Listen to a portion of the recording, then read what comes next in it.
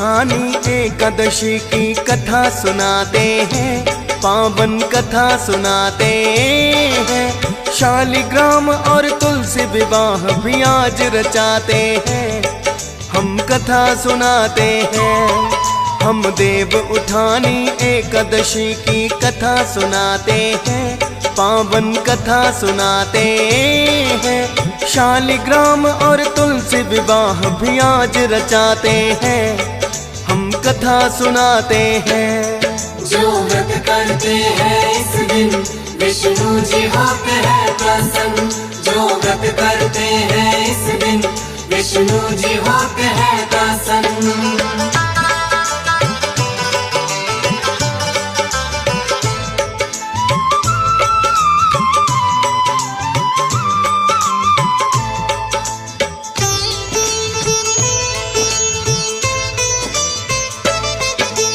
एक तिथि है एकादशी और दो पर्व है पावन।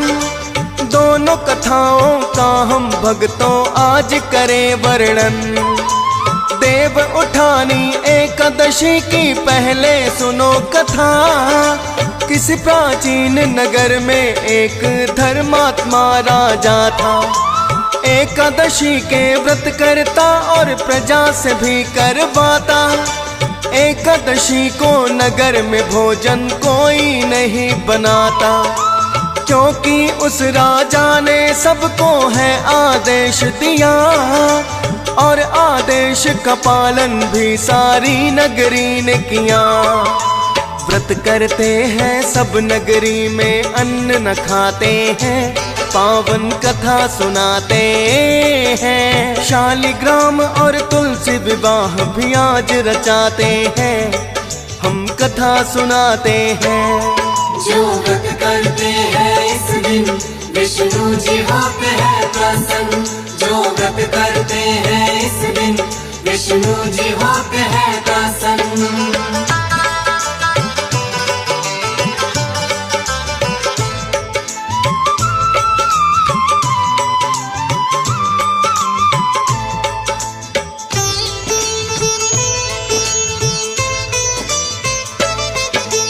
एक दिन उस राजा के पास में एक मुसाफिर आया। बोला मुझको नौकर रख लो, राजा को ये बताया। राजा ने उससे कहा कि इस नगरी का नियम है ये, एकादशी के दिन भोजन यह कोई नहीं करते। यदि इस नियम के पालन को तुम लो श्रद्धा से करें, तब ही रह सकते हो मुसाफिर मेरे यहाँ नौकर। शर्त मान ली उसने, नौकरी करने लग गया है। कुछ ही दिनों में एकादशी का दिन भी आ गया है। सबने व्रत किया ना भोजन कोई तो पकाते हैं, पावन कथा सुनाते हैं। शालिग्राम और तुलसी विवाह भी आज रचाते हैं, हम कथा सुनाते हैं। जो व्रत करते हैं इस दिन विष्णु जी होते हैं प्रसन्न।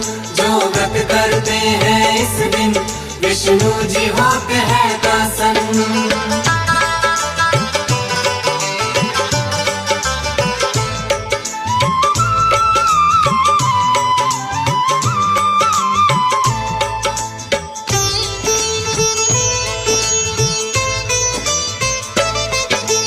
राजा के उस नौकर ने भी व्रत तो रख लिया है, लेकिन अधिक समय तक भूखा वो नहीं रह सका है। कहने लगा राजा से मुझको भोजन है करना। भोजन के बिना प्राण निकल सकते हैं मेरे वरना। बोले राजा यदि ऐसा है नगर के बाहर जाओ, देता हूँ मैं कुछ अन्न तुमको, वहीं पकाओ खाओ। इस नगरी में तो वर्जित है भोजन पकाना खाना। भोजन से पहले तुम भी श्री हरि को भोग लगाना। नगर के बाहर राजा उस नौकर को पठाते हैं, पावन कथा सुनाते हैं। शालिग्राम और तुलसी विवाह भी आज रचाते हैं, हम कथा सुनाते हैं। जो व्रत करते हैं इस दिन विष्णु जी होते हैं प्रसन्न। जो व्रत करते हैं इस दिन विष्णु जी होते हैं प्रसन्न।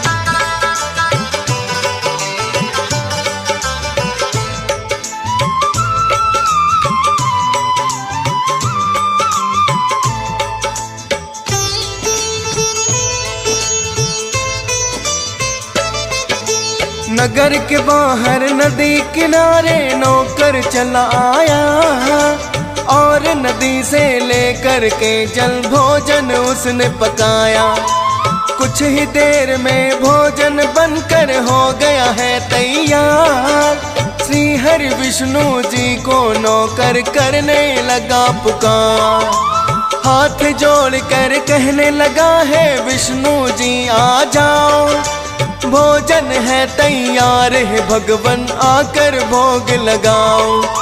भूख लगी है जोर से मुझको, भूखा ना रह सकूंगा, लेकिन तुमको भोग लगा कर ही भोजन मैं करूंगा। रहा बुलाता लेकिन विष्णु जी ना आते हैं, पावन कथा सुनाते हैं। शालिग्राम और तुलसी विवाह भी आज रचाते हैं, हम कथा सुनाते हैं। जो व्रत करते हैं इस दिन विष्णु जी होते हैं प्रसन्न। जो व्रत करते हैं इस दिन विष्णु जी होते हैं प्रसन्न।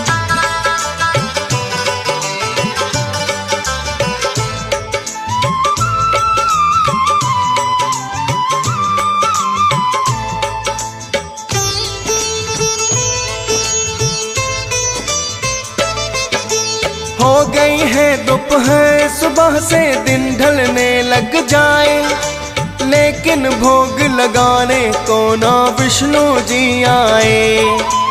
भूखे पेट अब नौकर से है नहीं रहा जाता, लेकिन भोग लगाने से पहले कैसे वो खाता।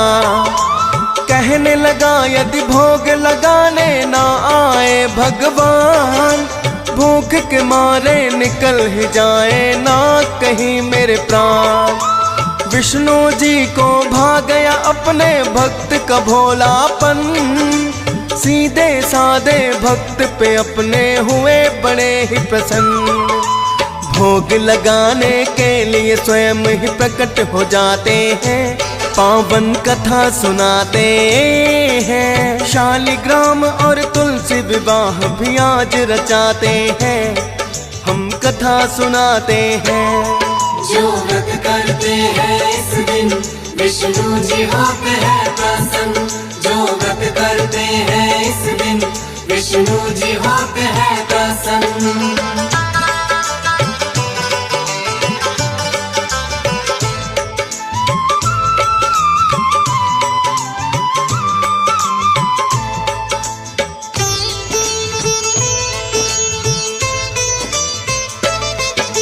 नौकर ने उनके चरणों में पहले शीश झुकाया, भावपूर्ण हो करके विष्णु जी को भोग लगाया, और बचे हुए भोजन को स्वयं ग्रहण कर लिया है।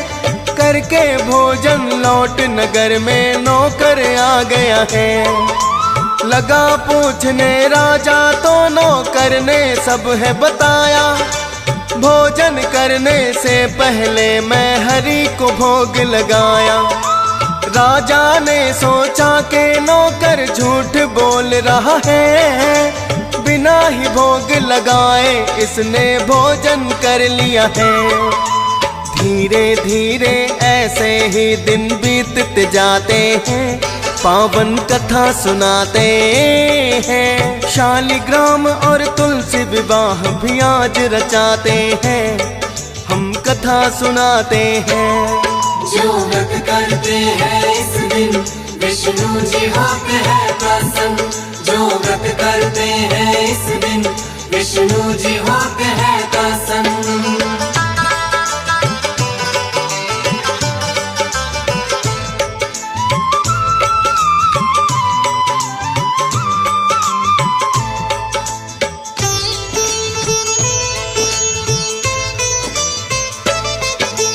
पंद्रह दिनों पश्चात है एकादशी जो फिर से आई।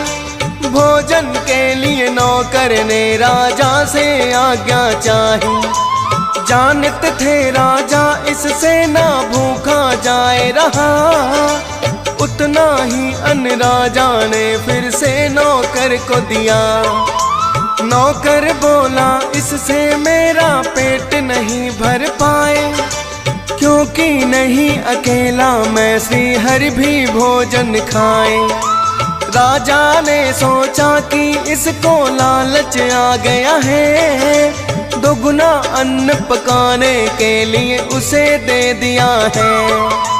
कौन दूसरा राजा भी अब देखना चाहते हैं, पावन कथा सुनाते हैं। शालिग्राम और तुलसी विवाह भी आज रचाते हैं, हम कथा सुनाते हैं। जो व्रत करते हैं इस दिन विष्णु जी होते हैं प्रसन्न। जो व्रत करते हैं इस दिन विष्णु जी होते हैं प्रसन्न।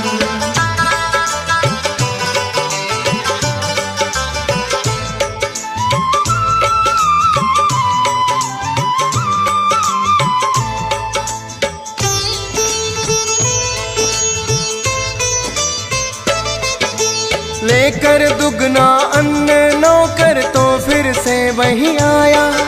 राजा ने भी उसके झूठ को पकड़ना है चाहा। एक वृक्ष के पीछे छुपकर राजा देख रहा था। जितना अन्न मिला नौकर ने वो सब पका लिया था। भोजन बना के उसने विष्णु जी को पुकारा है। राजा छिपकर देख रहे थे जो भी नजारा है। नौकर ने जब विष्णु जी को भोजन करवाया, दर्शन हुए न राजा को बस नौकर नजर आया। अब तो राजा चल नौकर के सामने आते हैं, पावन कथा सुनाते हैं। शालिग्राम और तुलसी विवाह भी आज रचाते हैं, हम कथा सुनाते हैं। जो व्रत करते हैं इस दिन विष्णु जी होते हैं प्रसन्न। जो व्रत करते हैं इस दिन विष्णु जी होते हैं प्रसन्न।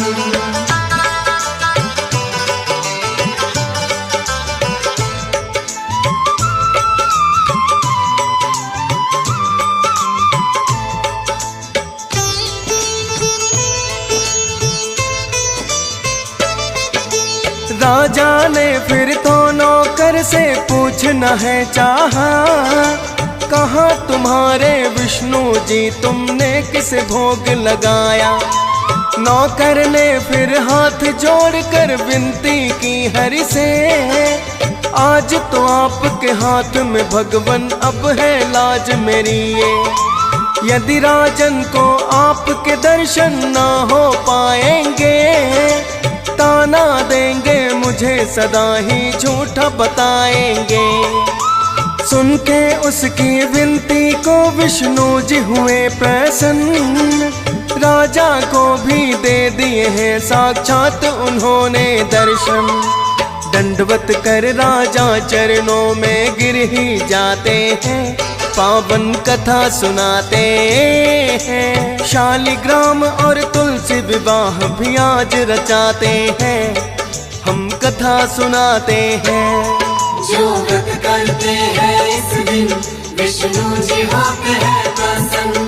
जो व्रत करते हैं इस दिन विष्णु जी होते हैं प्रसन्न।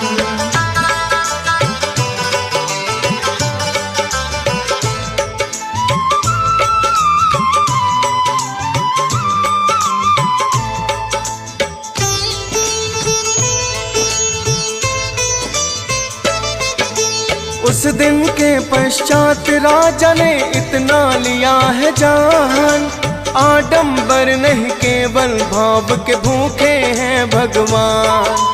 नौकर को भी अपने गुरु का दर्जा उन्होंने दिया, राजपाट दिया सौंप पुत्र को स्वयं संन्यास लिया। देव उठानी एकादशी की कथा का है यही वर्णन, तुलसी विवाह भी होता है भक्तों आज के दिन। तुलसी विवाह की कथा भी भक्तों सुनो लगा कर ध्यान, शालिग्राम पत्थर क्यों बन गए खुद विष्णु भगवान। सिमर के हम हरि नाम कथा को आगे बढ़ाते हैं, पावन कथा सुनाते हैं। शालिग्राम और तुलसी विवाह भी आज रचाते हैं, हम कथा सुनाते हैं। जो व्रत करते हैं इस दिन विष्णु जी होते हैं प्रसन्न। जो व्रत करते हैं इस दिन विष्णु जी होते हैं प्रसन्न।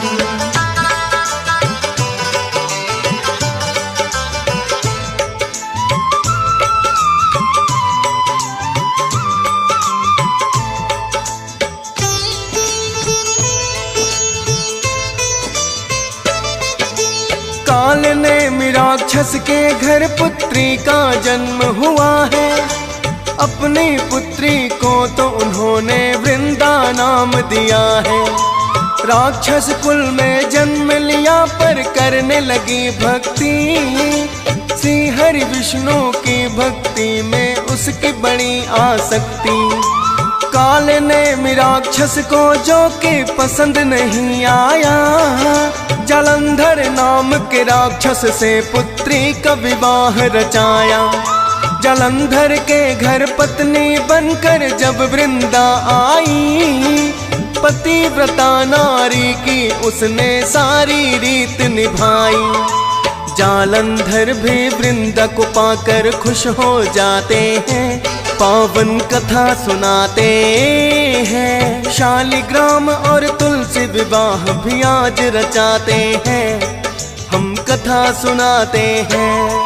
जो व्रत करते हैं इस दिन विष्णु जी होते हैं प्रसन्न। जो व्रत करते हैं इस दिन विष्णु जी होते हैं प्रसन्न।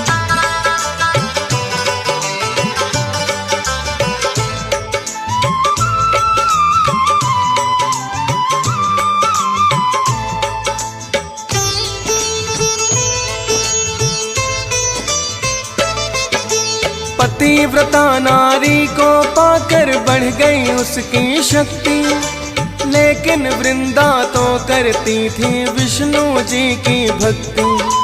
शक्तिशाली जालंधर का अब बढ़ने लगा अहंकार, करके आक्रमण स्वर्ग लोक पर उसने किया अधिकार। सभी देवता मिलकर भी उसे हरा नहीं पाए, भोलेनाथ की शरण में मिलकर सभी देवता आए। कहने लगे जालंधर राक्षस इतना है बलशाली, सभी देवताओं पे विजय उसने युद्ध में पाली। स्वर्ग लोक हम अपना भोले वापस चाहते हैं, पावन कथा सुनाते हैं। शालिग्राम और तुलसी विवाह भी आज रचाते हैं, हम कथा सुनाते हैं। जो व्रत करते हैं इस दिन विष्णु जी होते हैं प्रसन्न। जो व्रत करते हैं इस दिन विष्णु जी होते हैं प्रसन्न।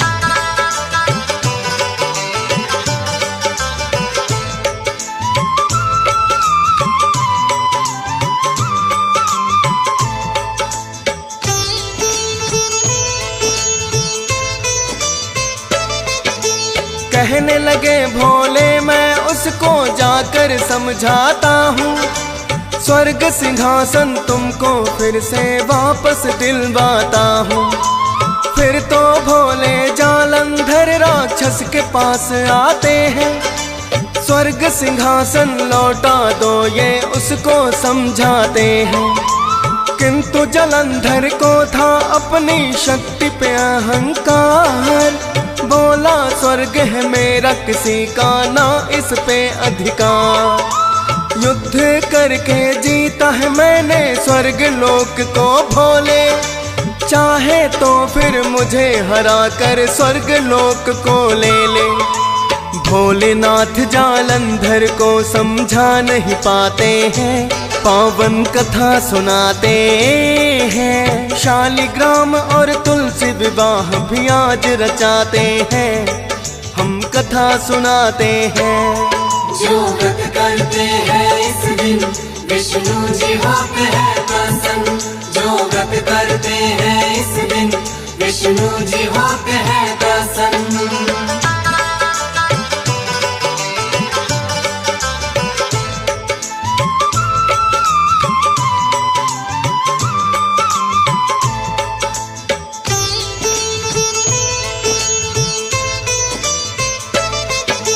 भोलेनाथ है लौट करके आए देवों के पास, नहीं मानेगा जलंधर हुआ न देवों को विश्वास।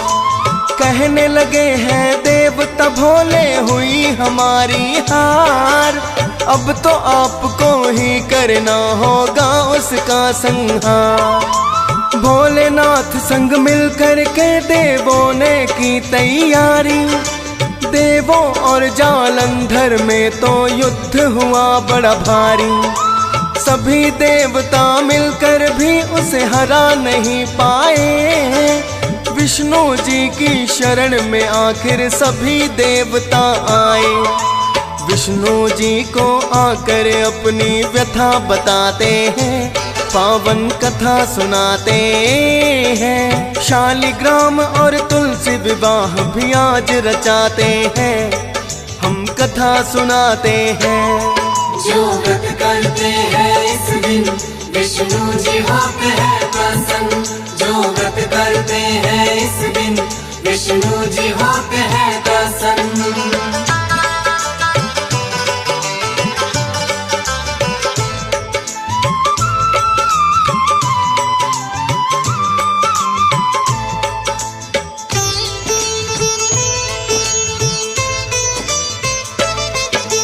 बोले विष्णु जालंधर की है पतिव्रता नारी, सती धर्म के कारण पड़ गया सब पर वो भारी।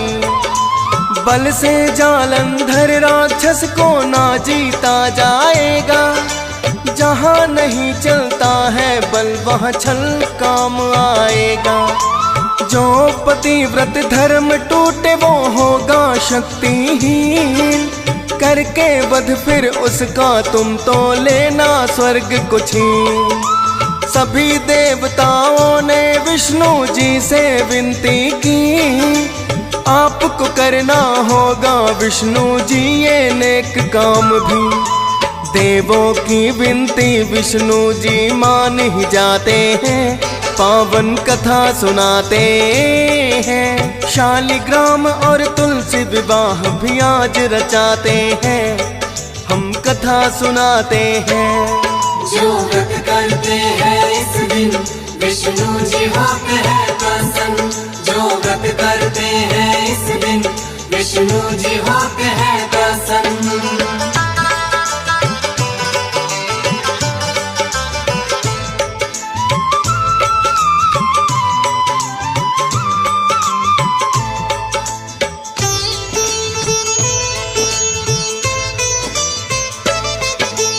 विष्णु जी ने फिर से युद्ध में देवों को भेज दिया, और स्वयं ही जालंधर का वेश भी बना लिया।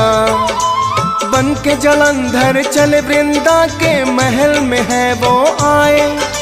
महल में वृंदा बैठी हुई थी अपना ध्यान लगाए। विष्णु जी ने बन के जालंधर छल वृंदा से किया, बोले के देवों को मैंने युद्ध में हरा दिया। पति समझकर वृंदा ने जो उनको स्पर्श किया है, नष्ट धर्म पतिव्रता का तब तो उनका हो गया है। अपनी चाल में सफल देवता तब हो जाते हैं, पावन कथा सुनाते हैं। शालिग्राम और तुलसी विवाह भी आज रचाते हैं, हम कथा सुनाते हैं। जो व्रत करते हैं इस दिन विष्णु जी होते हैं प्रसन्न। जो व्रत करते हैं इस दिन विष्णु जी होते हैं प्रसन्न।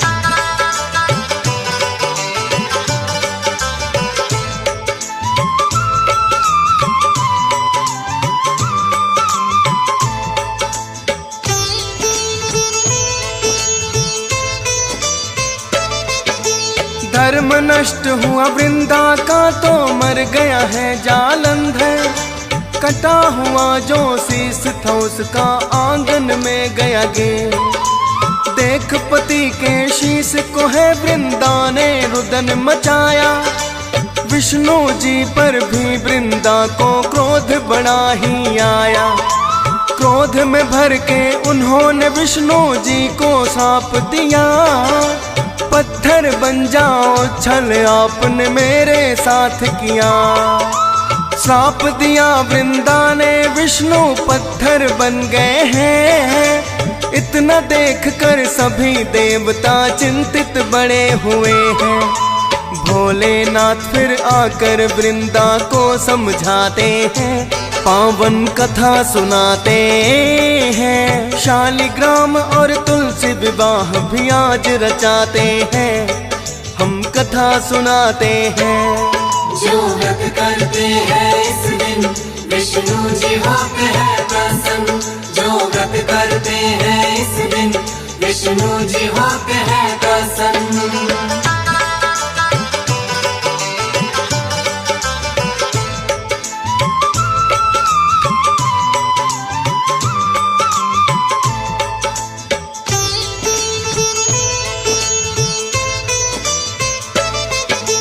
बोले विष्णु श्राप तुम्हारा ना वरदान से कम। तुम तो तुलसी बन जाओ और शालिग्राम बने हम। मुकुट पे मेरे सदा रहेगा देवी तुम्हारा स्थान। तुलसी दल से जो पूजा कर लूंगा उत्तम मां। देव उठानी एकादशी को तुमसे करूं विवाह। और जलंधर को भी अपने चरणों में दूंगा जगह। प्रथा ये देवी सदियों तक ही चलती जाएगी। तेरी मेरी कथा को दुनिया सुने सुनाएगी। इतना सुनकर सभी देव हर्षित हो जाते हैं, पावन कथा सुनाते हैं। शालिग्राम और तुलसी विवाह भी आज रचाते हैं, हम कथा सुनाते हैं। जो व्रत करते हैं इस दिन विष्णु जी होते हैं प्रसन्न। जो व्रत करते हैं इस दिन विष्णु जी होते हैं प्रसन्न।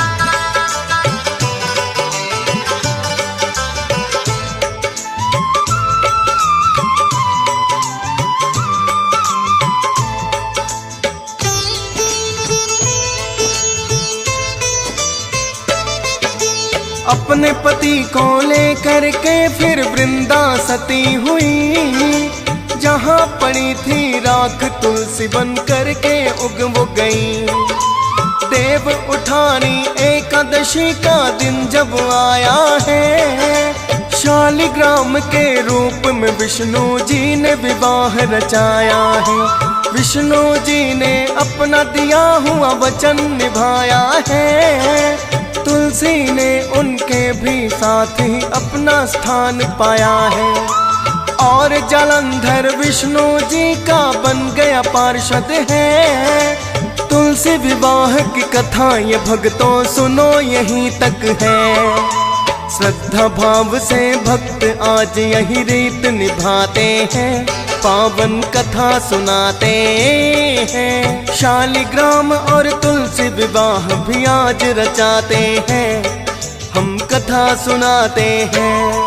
जो व्रत करते हैं इस दिन विष्णु जी होते हैं प्रसन्न। जो व्रत करते हैं इस दिन विष्णु विष्णु जी होते हैं प्रसन्न।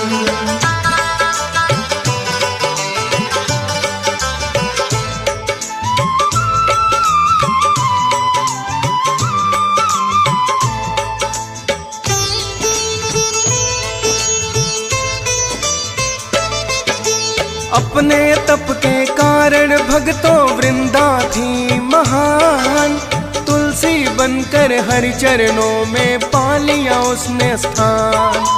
देव उठानी एकादशी का दिन जब आता है, शालिग्राम और तुलसी का जो विवाह रचाता है, श्री हरि विष्णु हो जाते हैं उनसे बड़े प्रसन्न।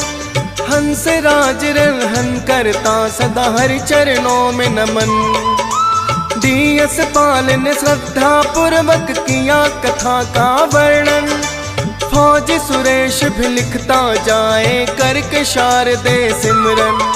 सुने कथाएं भक्त प्रेम अपना दर्शाते हैं, पावन कथा सुनाते हैं। शालिग्राम और तुलसी विवाह भी आज रचाते हैं, हम कथा सुनाते हैं।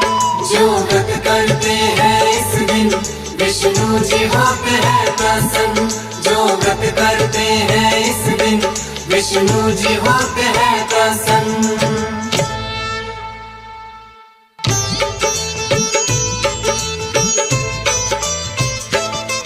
हम देव उठानी एकादशी की कथा सुनाते हैं, पावन कथा सुनाते हैं।